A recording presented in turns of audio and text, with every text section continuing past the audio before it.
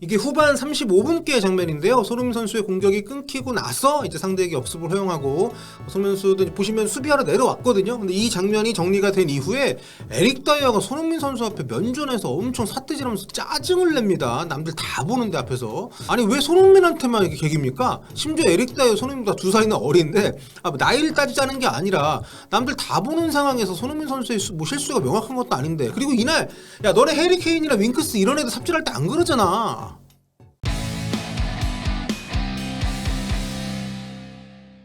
제가 웬만하면 이런 말씀 안 드립니다만 오늘 터트넘 경기는 안 보신 분들이 진정한 승자입니다. 미들즈브로와의 FA컵 16강 원정 경기 단판 승부였는데요. 연장전까지 120분 경기를 했는데 연장전 후반에 2002년생 어린 선수입니다. 2002년생 교체로 투입된 조시 코번에게 결승골을 내주면서 토트넘이 0대1로 패배를 하면서 탈락을 했습니다. 진짜 경기 내용도 경기 내용이고 졌기 때문이기도 하고 손흥민 선수 골이 안 나왔기 때문이기도 합니다만 이날 진짜 중계 화면이 너무 많이 끊겼어요. 후반전 뭐 연장전, 게다가 경기 초반부터 뭔가 좀 문제가 있었는지 리플레이도 안 나오고 카메라도 각도 뭐 카메라 한 2대 가지고 찍는 것처럼, 카메라 한 대 가지고 찍는 것처럼 이 화면이 나온 순간들도 굉장히 길었기 때문에 여러모로 짜증이 정말 가득할 수밖에 없었던 그런 경기였는데요. 근데 그래도 경기를 만약에 이겼다면 토트넘이 8강에 진출을 했다면 이 모든 불편함, 이 모든 답답함을 좀 씻어버릴 수가 있었습니다만 결국엔 그러질 못했습니다. 그리고 이게 운이 없어가지고 졌다기보다 너무 못했어요. 점유율도 밀렸고 슈팅 숫자도 뭐 더 많이 때리긴 했습니다만 의미 있는 또 위협적인 상황은 미드스브르가 오히려 더 많았고, 미드스브르가 결정력이 좋았다면 정말 3대0 정도까지 갈 수 있는 그런 시합이었습니다. 좀 이해가 안 가는 것은 콘테 감독이 이 FA컵의 진심이었습니다. 그래서 주말에 경기 리전이 있었습니다만 그때 선발 라인업을 고스란히 그대로 두고 나왔어요. 그만큼 리지언에서 어떤 좋은 분위기를 이어가겠다라는 욕심이 있었던 것은 이해하는데, 결과적으로 저는 콘테 감독이 성적이 안 좋으면은 좀 다양한 방식의 인터뷰를 통해서 뭔가 빠져나가고 있거든요. 본인은 내 문제가 아니라 팀이 문제다, 이런 선수를 어떻게 지금 경기를 하냐. 근데 꼴찌 번니한테 졌죠. 2부 리그 8위 팀 미들스브로한테 졌습니다. 그들이 토트넘보다 좋은 선수가 하나라도 있습니까? 단 한 포지션도 토트넘보다 앞서지 않는 팀인데 이런 팀에게 졌어요. 그러면 이거는 감독이 어쨌든 한창 지쳐있는 선수들을 아무런 변화 없이 그대로, 물론 최정예라고 생각을 했기 때문에 그랬겠습니다만 벤치 멤버들도 적절하게 기회를 주고 하면서 팀 내 긴장감도 유지를 해주고 체력적인 안배를 해줘야 되는데 전혀 그런 게 없이 두 경기 연속 똑같은 라인업을 들고 나와서 굉장히 지지부진한 경기를 어떻게 보면 유도한 측면이 있지 않나. 감독도 분명히 책임을 질 부분이 좀 있다고 생각을 하고요. 아무튼 뭐 그런 걸 다 떠나서 오늘 토트넘 선수들 리전 때 나왔던 선수들이 그대로 나왔습니다만 경기는 완전히 딴판이었습니다. 손흥민과 케인 정말 프리미어리그 역사를 새로 썼죠. 37번째 합작골을 터뜨리면서 온갖 찬사 받고 정말 좋은 그런 흐름 속에서 이번 경기까지 왔습니다만 이 두 선수 모두 오늘 클루셉스키까지 3톱이 모두 부진했고요. 물론 이 세 선수만 부진한 것은 아닙니다만 전체적으로 몸이 무거운 상태에서 뭐 자질구레한 실수들이 많이 있었습니다.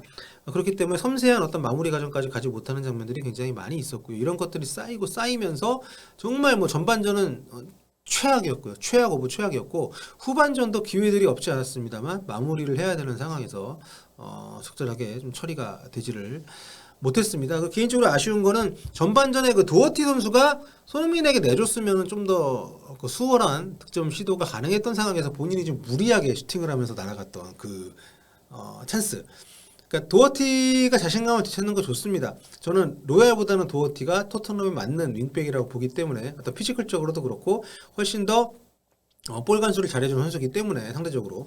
근데 도어티가 너무 자신감을 찾았나 싶을 정도로 아무튼 그런 장면들이 좀 있었고, 게다가 그렇다 하더라도 로얄을 투입하는 건 좀 아니지 않나요? 로얄이 들어와서 실수도 많이 있었습니다만 특히 연장 후반전에 실점하는 과정에서 최종 수비 라인이 다 일자를 유지하면서 미들스브로 공격수를 옵사이드에 빠뜨릴 수 있었는데 로얄이 괜히 맨 아래에서 내려 쳐져가지고 괜히 멍하니 서 있다가 옵사이드 라인을 스스로 깨버리면서 결국 상대에게 실점을 하는데 결정적인 빌미를 줬기 때문에 저는 그 교체도 좀 이해가 되질 않습니다. 근데 좀 전체적으로 3백으로 출발을 해서 상대에게 굉장히 어떤 좀 분석이 노출되어 있는 그런 기본적인 전술로 나왔고, 그 뒤에 경기가 풀리지 않으니까 좀 적극적인 윙백들을 교체를 시키고 하면서 포백으로도 바꿔보고 뭐 했는데, 저는 콘테 감독이 추구하고자 하는 축구에 대한 어떤 그 의지는 알겠지만,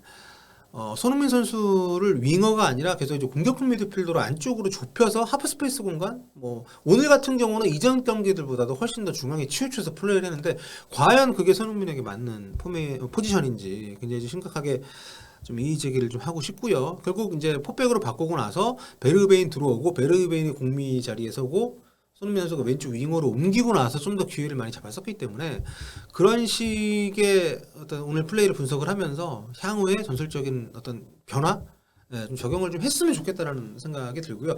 하지만 그런 모든 핑계거리 상관없이 오늘 토트넘이 진 것에 대해서는 정말 충격적인 패배인 거 맞고요. 그리고 토트넘이 지금 리그에서도 탑4 경쟁을 하고 있지만 FA컵에서는 그래도 우승 트로피를 따낼 가능성이 있는 거니까 계속해서 살아있기만 하면, 그래서 콘테 감독도 이날 선수들의 체력적인 한계를 느꼈겠죠, 당연히. 그럼에도 불구하고 최정예 라인업을, 자신이 생각하는 최정예 라인업을 구성을 해서 내보냈는데 이게 전혀 먹히질 않았습니다. 게다가 지금 스킵, 뭐 탕강가, 벤탄쿠르, 거기다가 이제 모우라까지 부상으로 빠진 상태이기 때문에 지금 벤치 명단 보십시오. 예. 좀 굉장히 얇습니다. 예. 뭐 골리니 골키파, 로얄, 레길론, 로든, 산체스, 그리고 미드필더 공격적인 자원이 뭐 화이트, 드빈, 뭐 베르베인, 스칼렛인데, 사실 베르베인 말고는 즉시 전력감이 없는 그런 구성을 갖고 경기를 해야 되는 상황이었기 때문에, 그 손흥민과 케인이 풀리지 않았을 때 해결을 해줄 수 있는 선수가 전혀 없는 팀, 승리를 따낼 수 없는 팀, 그거를 지금 재확인시켜준 그런 상황이 되어버렸습니다. 아무튼 미들스브루가 32강에서 맨유를 승부차기 끝에 잡고 올라온 팀입니다. 2부 리그의 8위 팀이라고 합니다만, 순위가 원래 15위까지 갔던 팀인데 지난 11월 달에 원옥 감독을 경질을 하고 지난 시즌에 프리미어리그에서 돌풍을 일으켰던 그 셰필드 유나이티드 와일드 감독을 선임을 했어요. 근데 이분이 와서 미들스브루가 굉장히 상승세에 있는 팀이었습니다. 3백 자리 잡고 5위까지 리그 순위를 끌어올려서 와일드 감독이 이 12월 달에 2부 리그 이달의 감독상까지 받았었거든요. 그리고 새로운 선수들, 와일드 감독이 중용한 선수들의 최근 폼이 굉장히 좋아가지고 토트넘이 그렇게 쉽게 볼 수 있는 상대는 아니었는데, 물론 선수들이 마음속으로 뭐 이 정도는 껌이지 뭐 이런 생각을 하고 경기한 건 아니겠습니다만, 실제 경기 내용을 보면 굉장히 느슨해져 있는 걸 느낄 수가 있었고요. 그 과정 속에서 이런 좀 참사가 벌어지게 됐습니다. 결국 토트넘은 16강에서 탈락을 했고, 이 팀 너무 이상해요. 아니, 리버풀한테 그렇게 잘하고 맨시티를 올 시즌에 2번이나 잡은 팀인데 어떻게 번니한테 지고 또 2부 리그 8위 팀한테, 그러니까 번니전도 그렇고 이 경기도 그렇고 그냥 뭐 운이 없어서 진 게 아니라 정말 질 경기를 하고 졌어요. 네, 경기력적으로 너무 좀 부진한 경기를 하면서 단 한 골도 넣지 못하고 패배를 해버렸습니다. 참 알 수 없는 팀이고, 정말 토트넘의 손흥민 선수가 언제까지 있을지 모르겠지만 참 고통스럽네요. 토트넘 경기를 이렇게 새벽 밤새 가지고 본다는 것 자체가. 그리고 정말 처음에 위성 문제인 줄 알았는데 그게 아닌 것 같아요. 카메라 각도 자체가 나오지 않는, 카메라를 거의 한두 개밖에 안 쓴 것처럼 중계가 되는 걸 보면서 좀 이런 것들이 좀 겹치고 겹치면서 정말 짜증스러운 관전 시간이 아니었나 생각이 됩니다. 자, 맥이 없네요. 손흥민 선수 경기 보는 낙으로 하루하루 우리가 또 살아가고 있고, 또 손흥민 선수 골이 나오면 또 며칠씩 그 기분에 또 좀 하이 상태로 시간을 보내는데, 참 여러 가지로 좋지 않은 그런 결과가 나오게 됐습니다. 밤새 경기 보신 분들 정말 수고 많이 하셨고요. 자, 다음 경기 에버튼전 3월 8일 새벽입니다.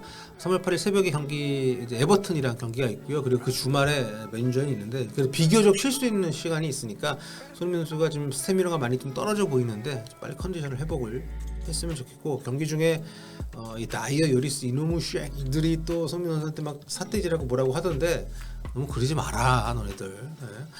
자, 오늘 여기까지 후토크 마무리하고요. 다음 시간에 뵙도록 하겠습니다. 볼빠.